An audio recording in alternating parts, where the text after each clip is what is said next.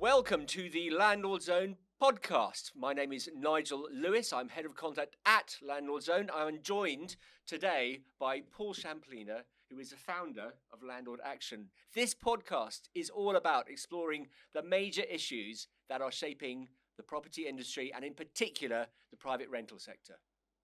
In this episode of the Landlord Zone podcast, we are going to be talking with a major figure in the lettings industry and the private rented sector, and that is Theresa Wallace, who has 30 years experience of tackling the issues that many of you will be facing both in the future and have faced in the past. So let's get rolling. So Theresa, welcome. And you are very well known for many, many reasons, but two principally. One, you work for Savills, which is a very well-known lettings agent, or agency, I should say. Also, you set up the Lettings Industry Council. Tell us a bit why you did that and a bit about your background. Okay. Good morning. Good morning. Thank you very much for having me here.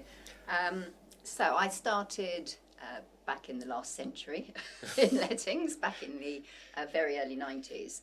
And I moved on and had my own business, and then I joined Savills early 2002. And so I've done every part of lettings, from a property manager, I've done the accounts, I've done inventories, you name it, and I've done it. I've been a landlord and I've been a tenant, so I think I know the business quite well. And then through Savills, I progressed up and I was heading up customer services and compliance for about 10 years, and then moved over, and I was spending a lot of time doing my industry work because there's been so many changes and so much going on, and I've really enjoyed that side of it. And then a couple of years ago, I got to the point where I didn't feel I was doing either side justice because there was so much to do, and so I needed to make a choice, and I was fortunate to be able to make the choice that I could step back from my day job and just concentrate on my industry work. And the company's been really good letting me do that. I was going to ask you, so Savills were really, happy for you to be able to set the lettings industry up? Yeah, they were very supportive. I don't think we realised at the time it would grow to quite how it's grown and where we've got to with it. But yes, they've been very supportive. So if someone was going to say to you in a lift, give me a 15-second pitch, sort of, what is the Lettings Industry Council for someone who doesn't know?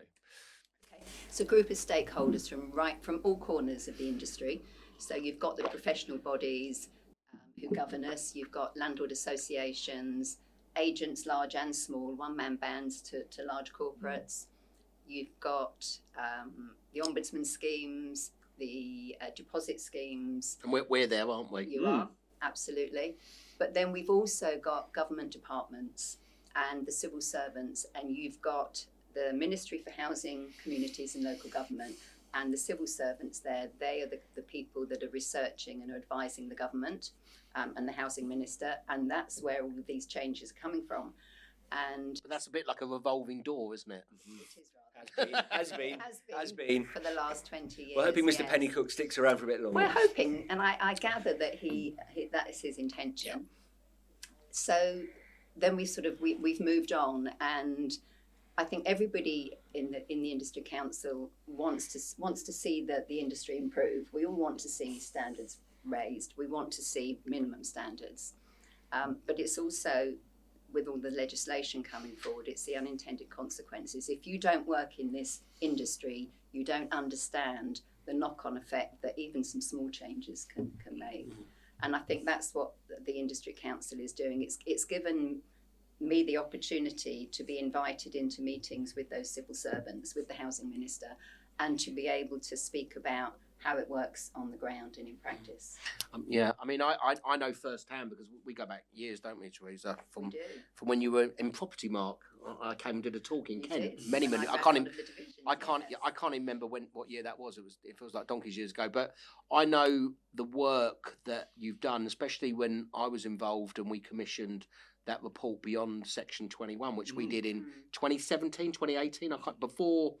At the time, just when the white paper was coming out on the Renters Reform Bill, before COVID, no one realised that COVID was going to come, and we commissioned a 70-page report. Then basically saying what could happen with Section 21. Thus, it's all playing out now. Yes. There was a lot of work that went into that. A lot of work, but We've great done a lot work. Of papers actually over the last 10 years. Yeah. And do you feel that looking at what we have now in the Renters' Rights Bill, which is obviously Labour's version of the Renters' Reform Bill, never made it into act, did it? Do you feel that you have managed to persuade the powers that be at the ministry to consider some of the aspects of the aspect of the industry's viewpoint, so to speak? It certainly isn't for the want of trying. And with the last government, I felt we were instrumental in making a few tweaks. It's very small changes that you're going to get. And we are still engaging at the moment. I have got concerns that they don't fully understand the impact that some of these changes are going to, what they're going to do. You know, they're really trying to help the right people. You know, Renters. I have no objection to what they're trying to do, and I'm fully supportive. But I think the very people they're trying to help are going to be people that are going to suffer in some aspects. Yeah. I agree with you. We live and breathe it. We've been in this game for so many years. I think that I get frustrated too, and it's great that you're engaging and trying to change mind. And I've sat on lots of government panels and stuff. Is understanding the practicalities. Absolutely. That's where I feel that it falls down. And I agree with you. I totally agree. I mean, you know, you have to pick your battles, and it's very political. What would you say would be or has been in the Lettings Industry Council's biggest win with regard to changing government's mind or civil servants' mind to actually get a win for our industry? Wow, I mean, there's been so many meetings, and it's probably there's not a lot of point in going back. But we've just got this new consultation that's come out on energy efficiency. Now I really feel like I'm on a merry-go-round, because I did that with the last government. Went into the business and energy department, had some really good meetings, and they actually started to understand that what they were proposing was going to be really difficult to achieve in the time that they were looking at doing it. And we got lots of people to reply to the consultation. And actually, this wasn't the desired effect, because, of course, it didn't go anywhere, because they realised how difficult it was. Now, of course, it's coming back again, and we're doing it all again. I think I learned a big lesson with the Tenant Fees Act, and that was there were certain people in the industry saying, look, you've just got to go along with it, you can't change it. And I think we backed down too much, because I think there were consequences that came out of that we probably could have had an impact on. But because of that, I now keep going, if I really believe that something can be done about it, or at least that they need to listen. We're dealing with a lot of young people, young civil servants, they're basing a lot of what they're doing, I think, on their own personal experiences as tenants. And there's, you know, there is two sides, but that's not what you should be doing in an industry. You need to be making changes based on evidence. And I think some of the evidence that's out there isn't necessarily being listened to either. I mean, there was a report that was released last year which just concentrated on London, only on London. And it's the first time property has actually been followed over a period of time. And from April 2021 to December 23 in London, 45,000 properties were sold that did not come back into the lettings market. And 30% of those properties were properties at the lower end of the market, you know, where you've got affordability issues. So I know the housing minister is saying that there is no evidence that we are losing landlords. But as an agent, and I'm sure you see it, Paul, I know we're losing landlords who are selling. I know. It's I called it 5 years ago. I mean, obviously, Section 24 was a major play.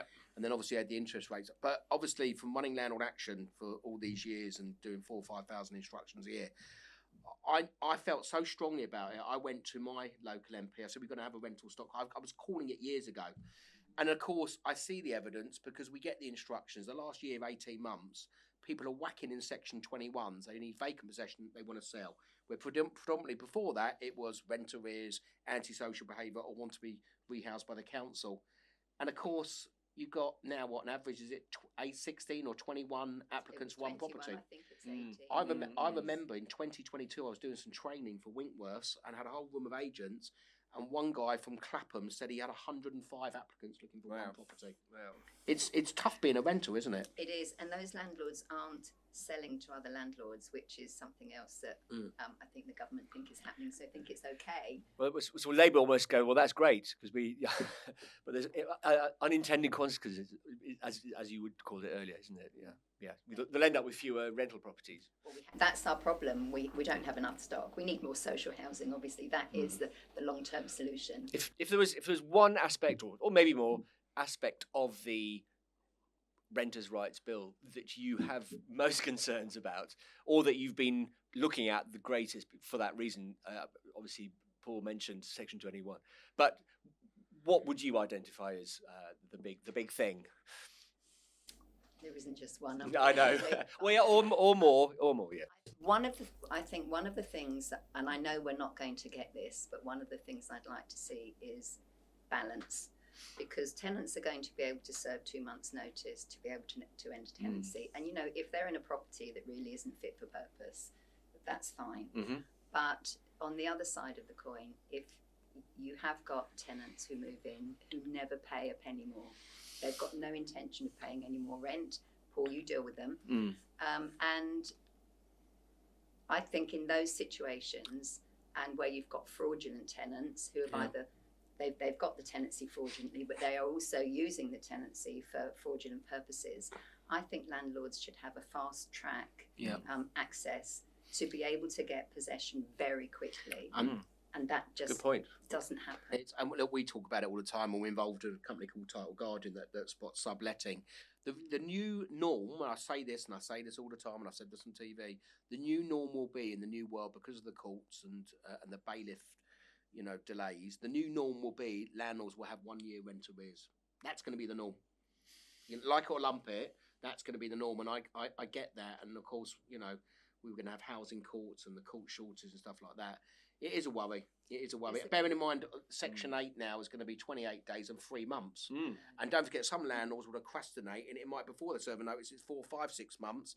Then you have to wait for a hearing. Then you get a court order. Then you wait for an eviction date. So what's your view on I wouldn't call it a ban on rent in advance, which has been causing a stir, I think, this week? And rent in advance, we've been talking about that because there seems to be this perception that landlords demand large rents in advance. In my experience, it's the tenant offering to pay in advance. And that's for all sorts of reasons. When I was a tenant, I paid my rent a year in advance. I got 15% off of my rent. Right. So that's one reason for doing it. Right. But more importantly, it's the affordability side. You've got students, I think, need to be taken out and dealt with separately. But students, particularly coming from abroad. Foreign students, the universities need those students, to keep going. They can't pass their references on affordability, and so they pay their rent in advance. They're not going to be allowed to do that. So I see that as a concern for landlords. And then, of course, there's the more vulnerable tenants as well. Exactly. I think guarantors... The low-income tenants who, for whatever reason, can't prove their affordability, but they can afford to pay the rent, they're the ones that will be really penalised, because if they can't pay their rent in advance, and if they don't have a guarantor, and lots of them don't, then how are they going to secure I mean, they're the people that I see going sort of underground to the dark side. I think you're right. I mean, there's a really good company called Rent Guarantor that do and I think landlords now in the new world will insist on a guarantor policy or rent guarantee insurance. I think legal insurance it's going to be really important, isn't it? Huge, But to get rent guarantee as a landlord, the tenant has to pass referencing. Penalising, it's that. And then as an agent, your clients are landlords. Presumably, when Section 21 goes, we have periodic tenancies, not fixed-term tenancies.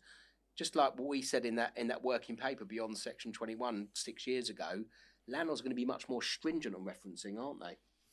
And that's going to be key. Their referencing and qualifying applicants before they become tenants is going to be really important. I know I had a friend. It's actually the third group is a friend of mine who moved from ownership into rental, and which is sort of not his choice really. But nevertheless, he went into the rented sector, and because he'd owned his flat since he was 18. He had no record whatsoever of paying rent, and no references. Had never had a landlord, and he had to pay 7 months rent up in advance. The ones when that goes. Yeah. Yes. Because don't forget, what happened to him? Yeah. But it's like you've got a rental stock crisis. You've got all these tenants vying for properties, and then of course the joker is I can pay rent in advance to my landlord. Yeah. We want landlords to sustain longer tenancies. Do you know what I mean? It's like a melting pot, isn't it? Yeah. And then it's interesting to see that once the tenant's actually moved in, if they choose to rent to pay lump sums in advance, they are allowed to do that.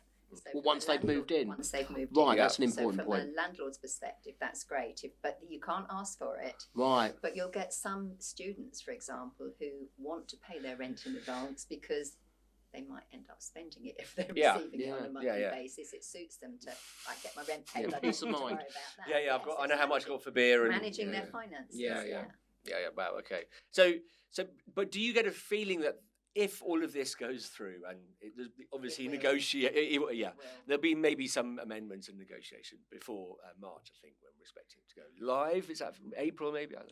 I think it might be slightly later. Okay. It's got to get through the Lords. So what is your time frame, you think? I mean, it's very difficult. They break for Easter on the 6th of April, the House of Lords. Right. So got to be before then.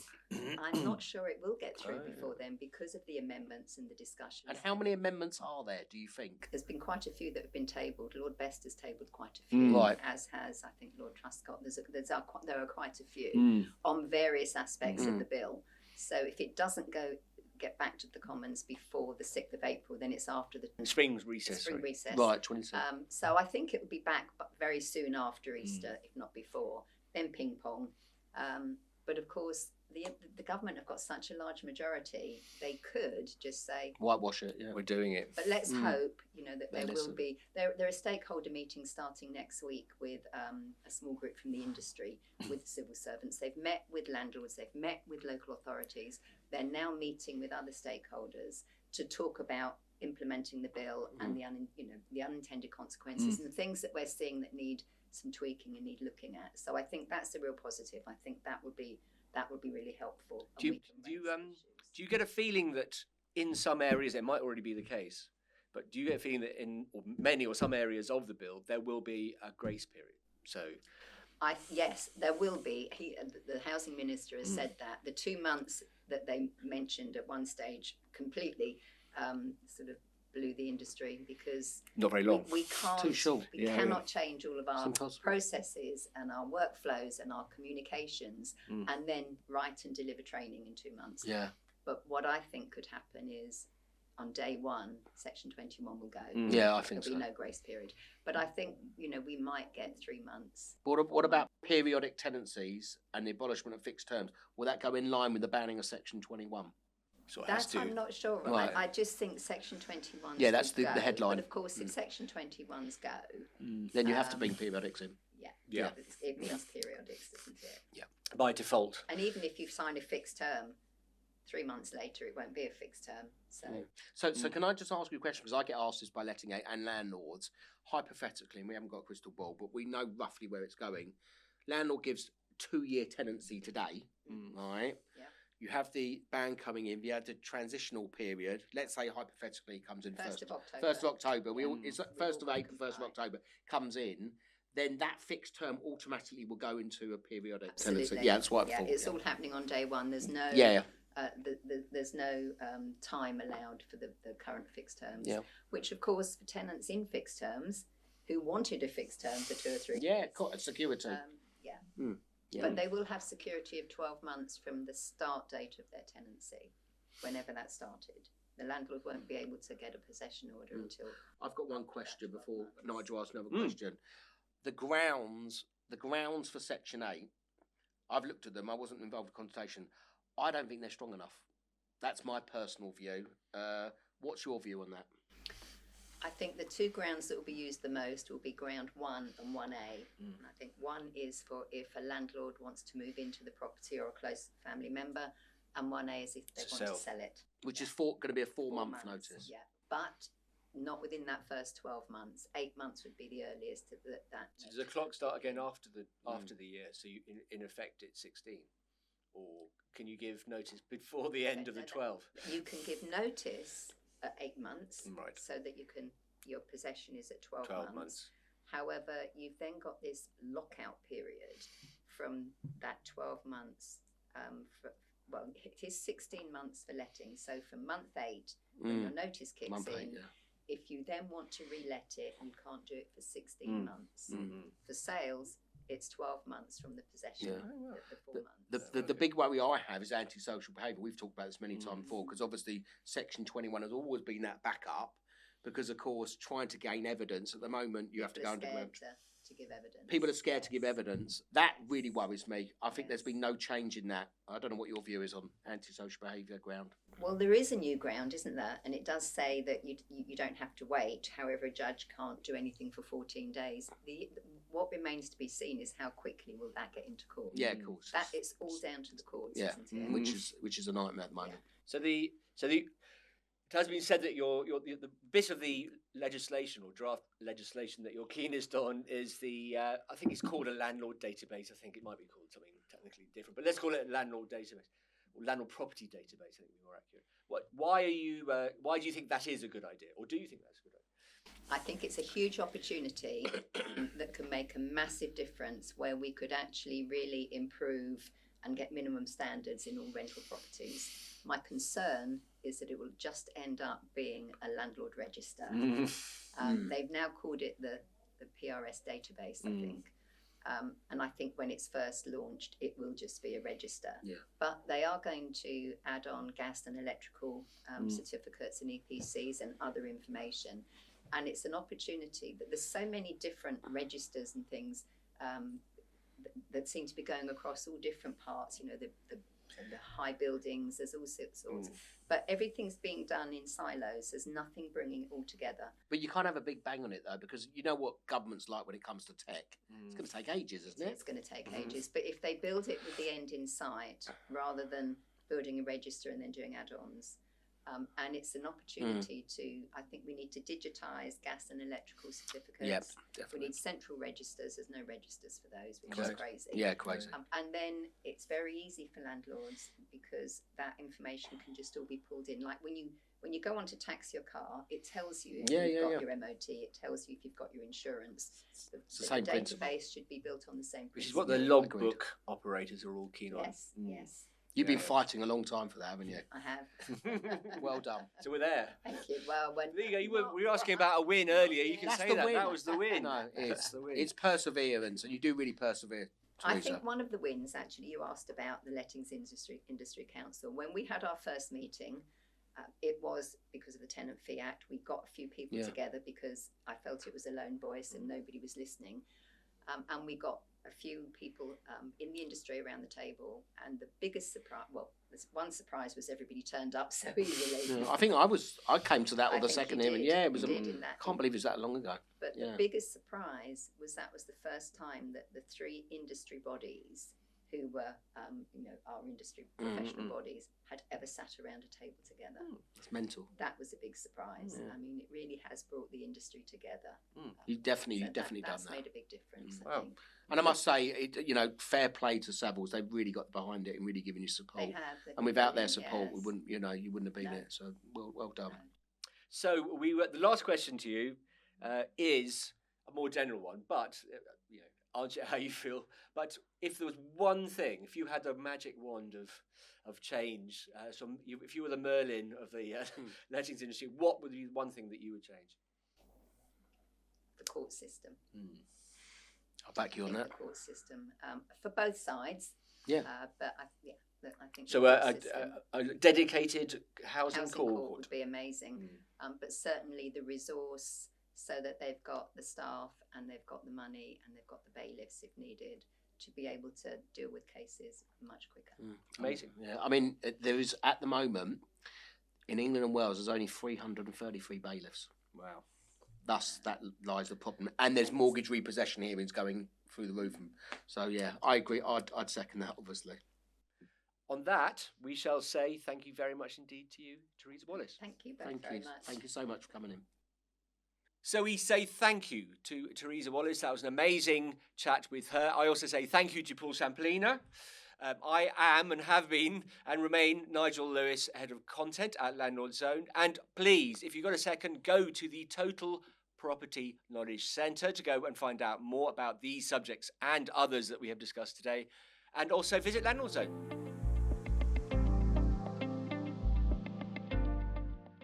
And don't forget to subscribe to Landlord Zone for breaking news. Thank you very much.